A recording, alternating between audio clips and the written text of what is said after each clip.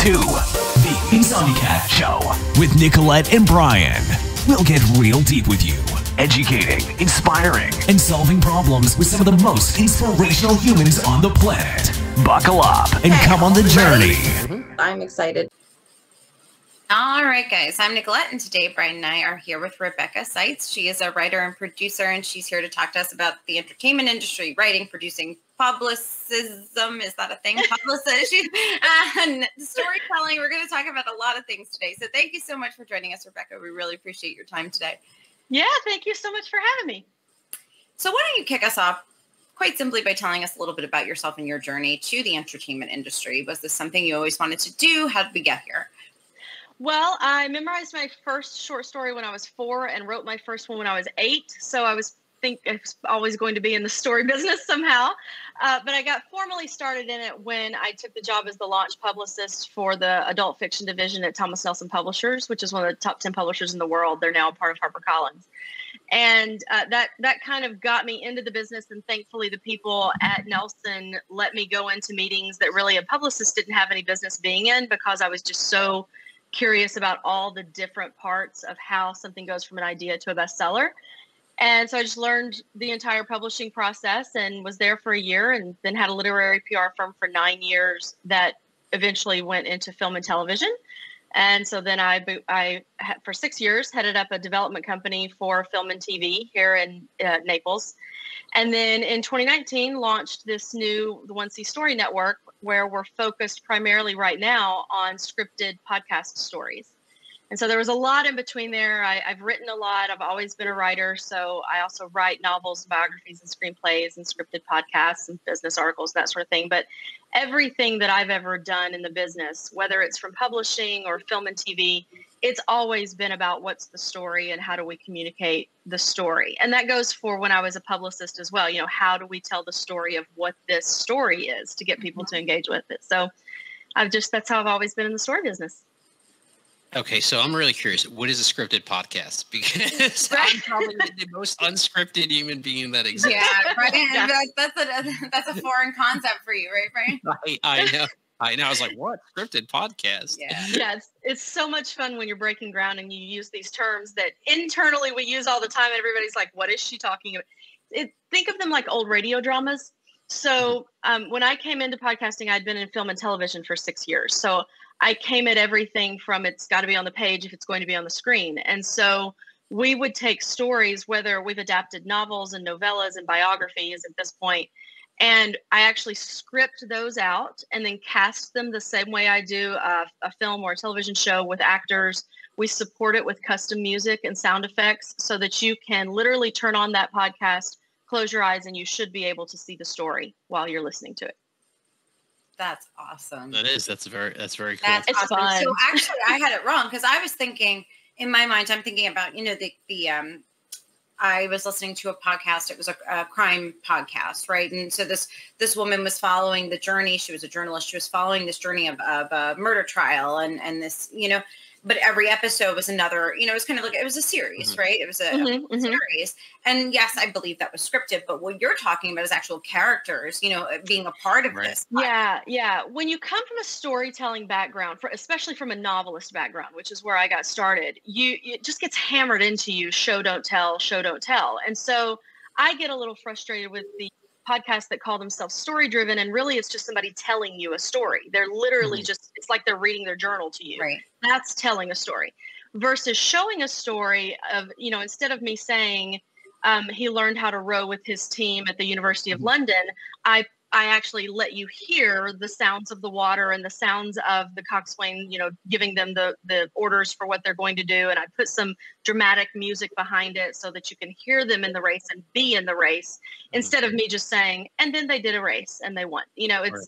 It's just one of those things where everything we do here is trying to give you a more full and rich story experience where you can really escape into the story. So it's almost like a serial novel, right? The way an old serial novel works, where it's just multiple, small snippets that make up a bigger story. Because I was like, well, how does that differ from like an audiobook, But it's because it's serial. Yes, that and in an audiobook, you'll have one narrator, and if you have a good one, they can cast their voice where you'll be able to tell which character is talking. But, it's one woman and she's doing 3 males and 5 females, and it's the same chick that's reading a book to you. Right. And there's oftentimes there's very little any sort of audio support for that. If a door opens, you don't actually hear a door open. Right. She'll tell you they open the door. Versus here, we're giving you a sound at every time that we can, rather than a word. Gotcha. Does that make sense? All right. Yes. That seems like a lot of work. I've got to be honest with you. That seems like a lot of work. It's like it's almost like you're making the movie without recording it, right? Because you're having those sound effects in there. You're having the multiple actors, and actresses in there. You're having an entire cast. You're having sound effects. So it's almost like recording, but no video. Right. It is. And the challenge when you're coming from the film TV background is, on film, I can put 2 characters. If I'm trying to have a touching scene, then I can have her lean her head on his shoulder and he'll pat her shoulder. You can't see that auditorially. So I have to come up with something of the sound of clothes rustling and him saying, "Honey, lean over here." And so we can picture Honey leaning over here. So there are challenges like that when you're trying to write for the ear versus the eye. And we've started to teach other writers how to think about writing for the ear. But yeah, it's a ton of work. Absolutely. And if it's romantic, it'd be like, you smell a little bit like bedhead, Yeah, we don't do that. And we fade to black much more quickly when it's for audio. Much more. There you go. So then, I wanted to talk about this at the end, but now that we're talking about, I do have one question before you move on. So, do the actors all record in the same studio so they feed off each other? Okay, so this is fun. So in the beginning, because I hadn't done this and I couldn't find anybody that had done this, we were kind of figuring it out as we went. And I built a recording studio in my home with the idea that I was going to fly my actors in just like I do when I'm creating a set. And then COVID hit. And so it was like, that's not going to happen anymore. And we had only at that point recorded, I think, 2, maybe 3 roles. Gotcha. So we ended up, that show had 99 different characters. And I think I recorded 10 of them in my studio. And the rest of them I would get on Zoom with actors all over the world. Literally, they were from here to Japan. And I would direct them virtually, and they would be recording in their studio. And then they would deliver their finished files to me, and we would put it all together here in the post suite. So I found out in having to do it that way, the cool thing is that I found out my brain will remember how an actor delivered a line. So when I'm with the next actor, I can say, "Oh, no, you can't say it that way because the previous actor delivered the previous line in this way. Respond to it this way." So that's proven very helpful and a skill that I didn't know I had until I started having to do it this way. Wow. Yeah, and I can't even imagine. 99 characters for, I'm sure it's a whole series, right? Those 99 characters. That was 30 episodes. Yeah. Right, so 30 episodes. But just keeping track of all those digital pieces of information and where that part of the storylines, or recording one person that's doing, across 10 episodes, maybe they're in, that's crazy to keep track of that. It's a lot. The way I go about it is we create the series Bible and that's where we have the every episode listed in a couple of sentences of this is what's happening in this episode, and then we also have a chart of all of the characters, and it shows us what episodes every single character is in. And then we create that off of all of the scripts that are written before we ever start recording. And that way we can say, okay, if you're going to play, the role of Holly, and Holly is in episodes 3, 7, and 9 on these pages, we're going to sit down with you one time and record all of this and be done. And then we have a system on the back end where we categorize the files into their individual folders per episode, so that then when our post guys go in, they can just open up episode 1 and all of the custom sound effects and all of the music and all of the voices, all those files are in that one folder, and they just have to assemble it and get me a rough to listen to. Wow. The actors it's a lot. and actresses. Wait a minute. Hold on. Wait, Brian, just to your point. So now, hold on. You've got independent audio files that now you're piecing together. Yeah. Whereas, Brian, to your point, if you're together in the studio, right, it must be an easier process. So much easier if I can put everybody in a studio. Yes. That's so insane. Like, that's what it was. I was like, right? holy Like crap! There's like a lot of pause from every line, oh my goodness! Right, but think about this too. Imagine this too. Like for those actors and actresses, they don't even know what it sounds like when it's put together. That's like right. think about it until they listen to it. Like because they're not interacting with another actor or actress together, That's so they don't even know how that other person's replying. That's what Rebecca was saying, where she becomes like, I have to remember how they sounded or their tone or whatever. Do you know what I mean? In order to tell that other actor or actress, this is how you got to reply, which is even crazy. That's even crazier. Like think about all the pieces that come together. Then what gets really fun is when your actor delivers a file to you that includes all 3 takes of that line. And so your post guy then puts in the wrong take. And so I have to remember when the rough gets to me of, nope, it wasn't that take. It was take 3. He delivered it the wrong way in take 1. So we have to go back and go get take 3. Yeah. So I try very hard when I'm talking to the actors when we're recording to say, please don't send me the take you just gave me. Please delete that. Start recording again. Don't send me that to make it easier on the post guys. Because what we've started doing with this last show is if the post guy has any question about it, he'll put in all 3 takes. And so then in my rough notes back, I have to say take 2 at 5 minutes and 27 seconds and take 3 at 7 minutes and 13 seconds. And we have to go back and cut some more. Why do I have a feeling Rebecca remembers every single person she ever met's phone number? A lot of them, I do, yeah. See? There you go. I wonder if there's a way to make that easy. I'm easier for you. I mean, geez, I don't think she needs it. Her brain is doing it. She's able to do it. I'm thinking, like, could there be a way that, like, you're playing, your previous recordings with the new with the next actor, and you can hear, how they record it. I don't know. So for the actor, I'm just thinking, oh my goodness. It's a lot. Well, and you have to have a very strong directorial hand, which was another thing that kind of intimidated me in the beginning, because I have said my entire career, I'm not a director. I'm a writer and producer, because I know very talented directors and, I've worked with them on set. And so it's like, that's not my skill set. You guys are so good at managing people and getting the performance you need. And in this, I had to develop that and figure that out. So you have to come at it a lot with a very strong directorial hand of letting your actor give it to you the way that they want the first time. And sometimes you end up with a great take that you would never have gotten otherwise. But most of the time for me, sorry, my cat's coming in the room. Most of the time for me, I'll let them deliver it to me the way that they intend, and then say, okay, now can you give it to me, with a stern voice? Now can you give it to me as if you're upset? And sometimes you just have to say, can you give it to me this way, and give them the line exactly like you need it delivered, and they'll give it back to you. Oh my goodness. Now my question then is, so you're working on this, right? This is the podcast, the scripted podcast, so that is what 1C Story Network does primarily, correct? Yes. We started it with the purpose. I started it because I was trying to figure out what I wanted to do next. The film and development company that I was heading up had closed, and I was trying to figure out what the next chapter was. So, I was just checking in with friends in the business of what's everybody doing right now. COVID had not hit yet. So I called a buddy of mine who I knew he had just left his film company, Mike Flaherty, who started Walden Media. Walden did Bridges, Chronicles of Narnia, Bridge to Terabithia, Because of Winn-Dixie, big, huge family movies. And I knew Mike had left. And so I called to see what he was doing next. And he said, you know what, I'm going to get into podcasting. And I went, why? Like, I was like, you've made these huge movies. I mean, his movies have made $4 billion at the box office. I was like, what are you doing? And he said, he and I have a big characteristic in common, and that's that we love to be on the ground floor of things that are, just getting built. And he said, Rebecca, it's like the early days of TV over there. The stars are being formed. The networks are coming together. The channels are being formed. It's like, if you want to get in on the ground floor of something, you got to look into podcasting.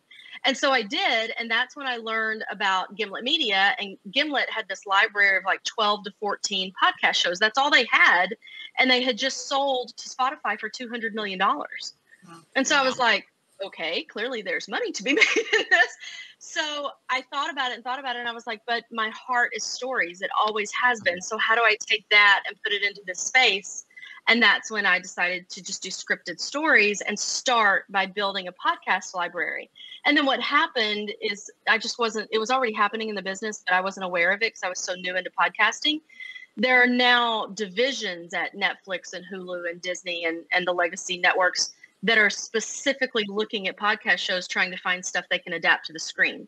So we're actually in a couple of those conversations now for some of our shows that have come out that they're looking to adapt into television series and movies. So I don't think One C Story Network is going to just stay a podcast library, but that's what we started out as. We were just going to make a podcast library. It makes sense. I mean, you know, we work with like a lot of influencers. You already have that built-in audience, right? You know, in your podcast. So they're waiting to see. It's no different than like people who read a book and now the movie comes out and you're like, I gotta go see that movie. You know, exactly. Yeah. Concept, right? You know, you want to see someone else's vision of what you just imagined in your own head. Yes. Well, and on the publishing side, it's so helpful because it's really difficult to get a book deal if you don't already have a built-in audience. And podcasts are a relatively inexpensive way to go get yourself an audience, even if you can get an audience of 5,000 people, which won't earn you advertising money in the podcast space, but that will get you a decent book deal at a publishing house because that's a large audience to be bringing to their book product. Right. I mean, if you can sell 12,000 copies of a novel and be on the New York Times list.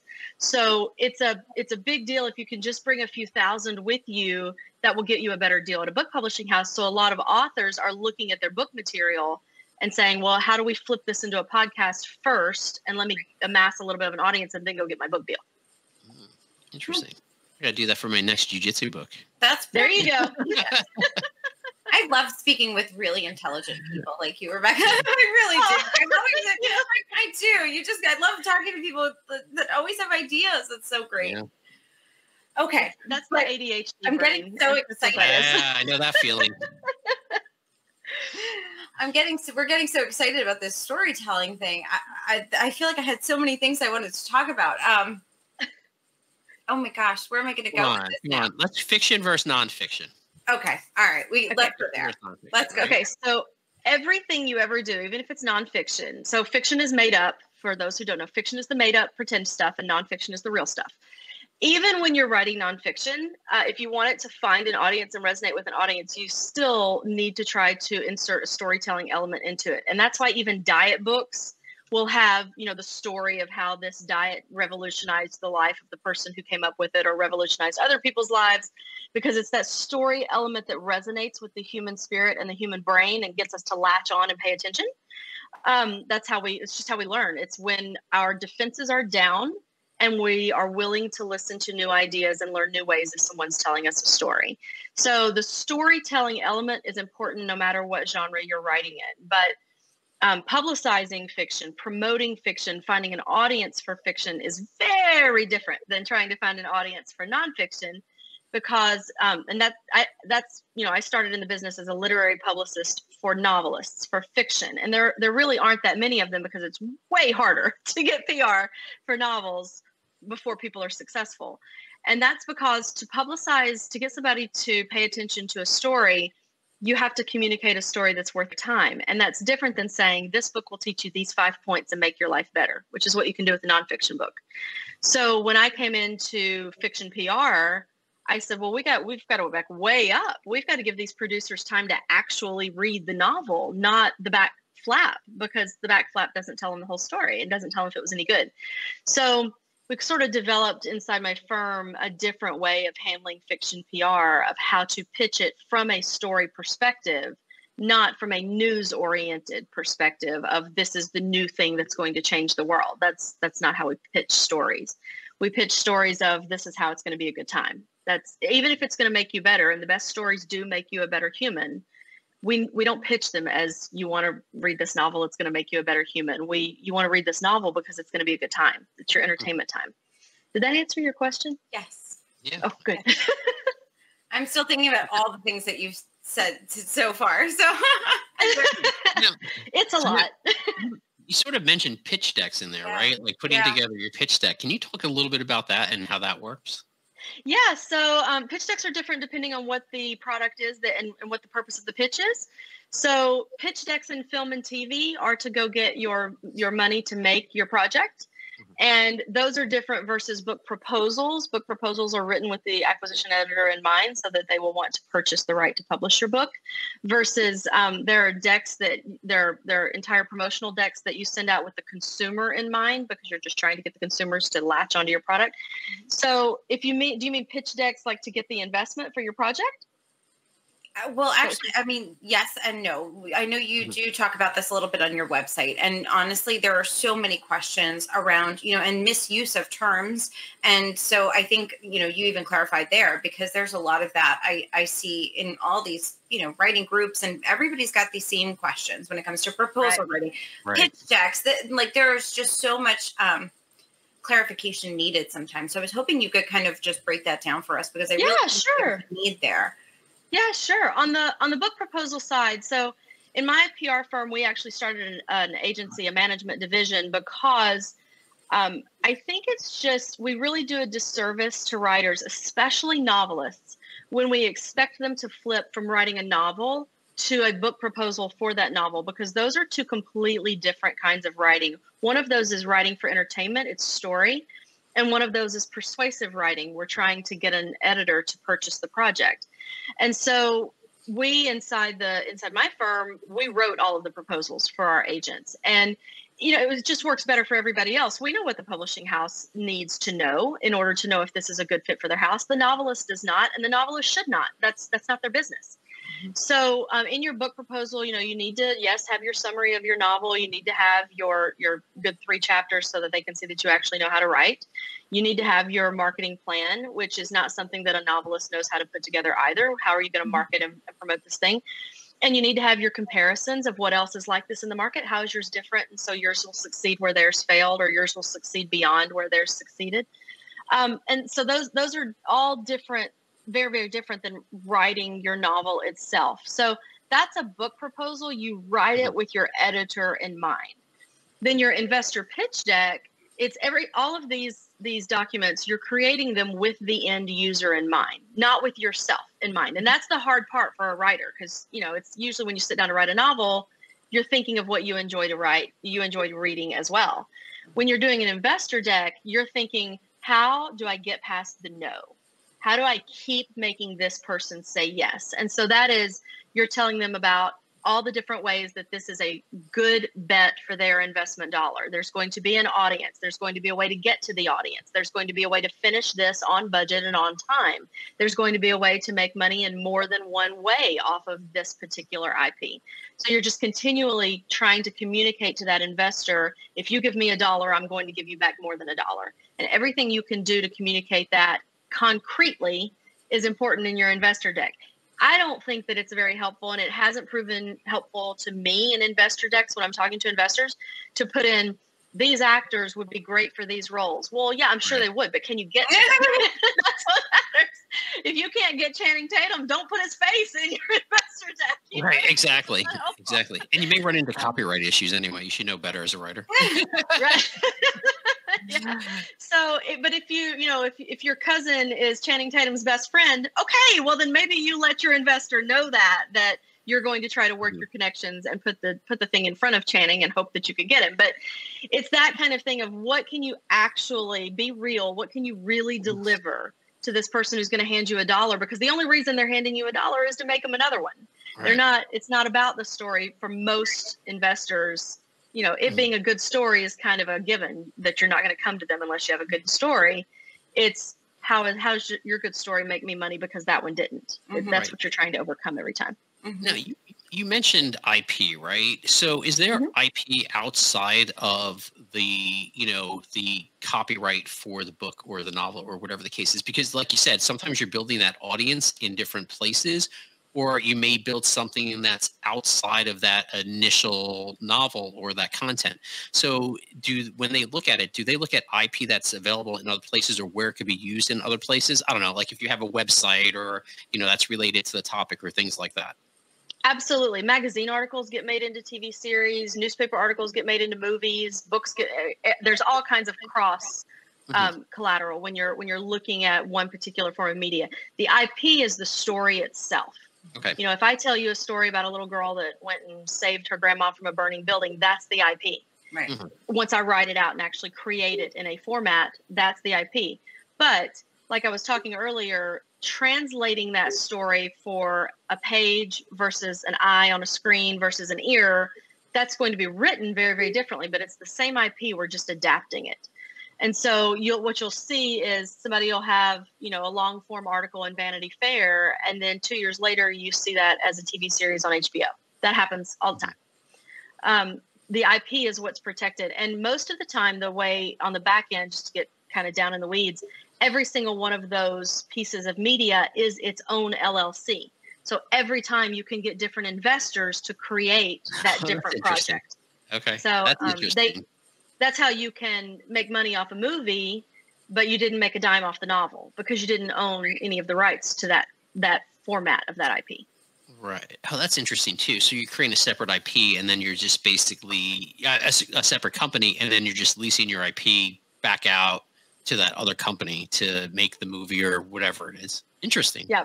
And that's why it gets really legally in the weeds. Like as a writer, I have a holding company that holds the rights to all the IP I ever create in my life. And that's the holding company that, you know, I'll will to my children and they'll have it one day and their kids will have it one day.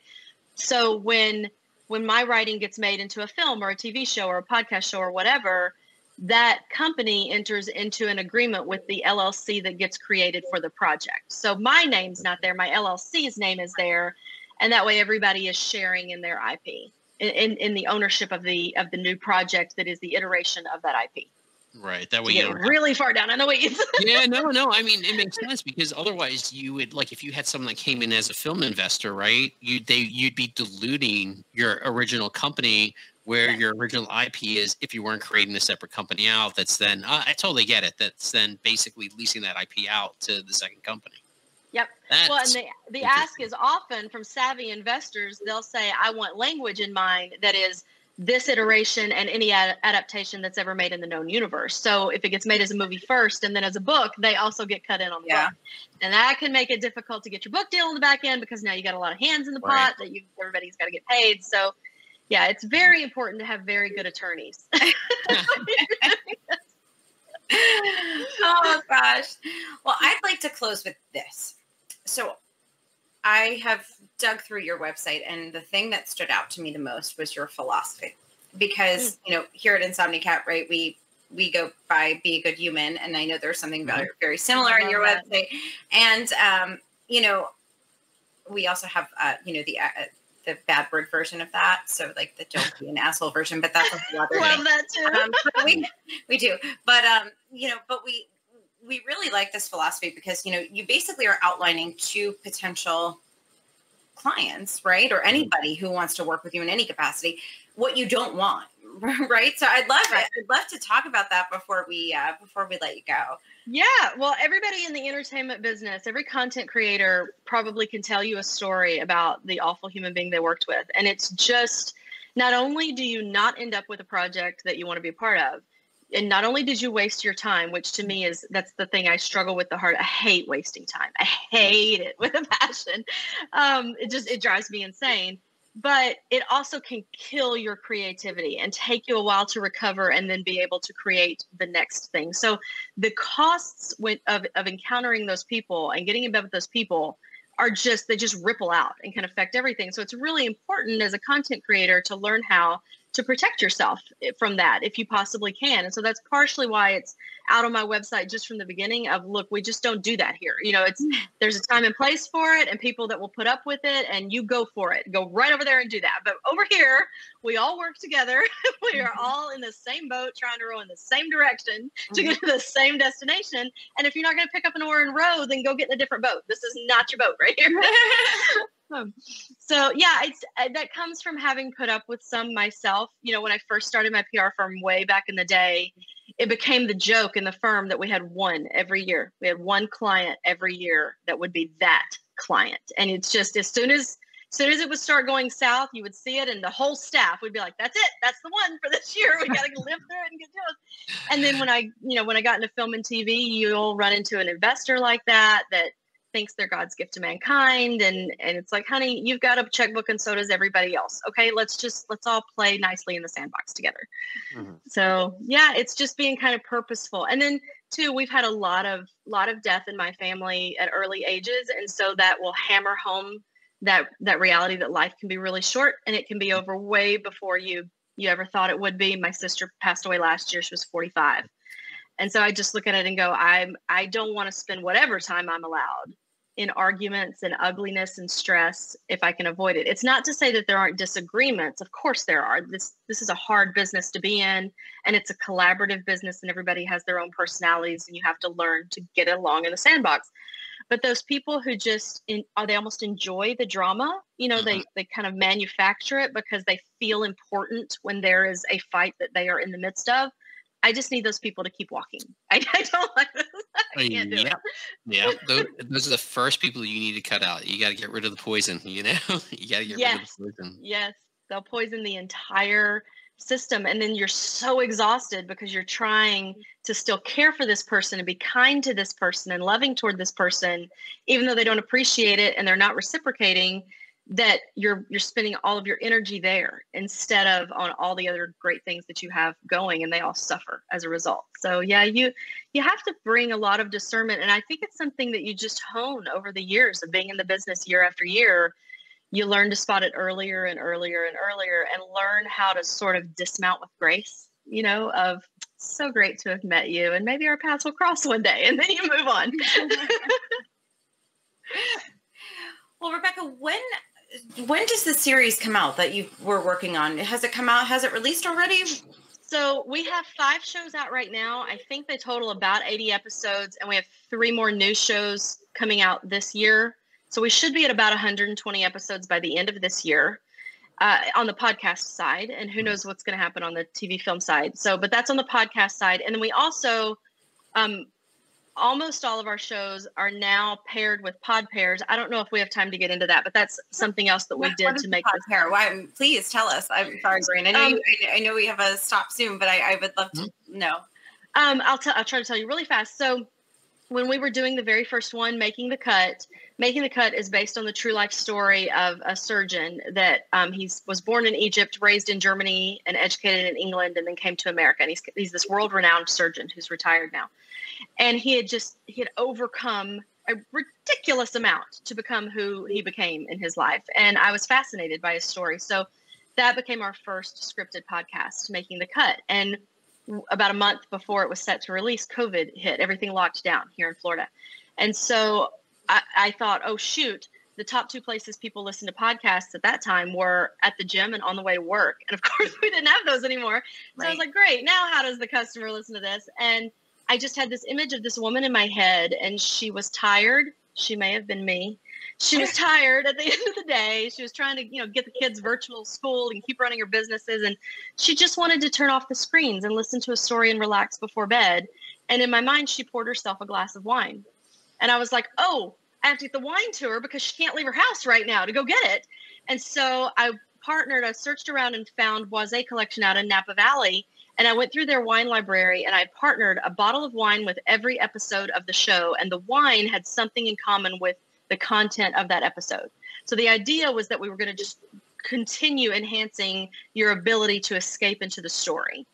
And I worked with them to be able to deliver the wine directly to the customer.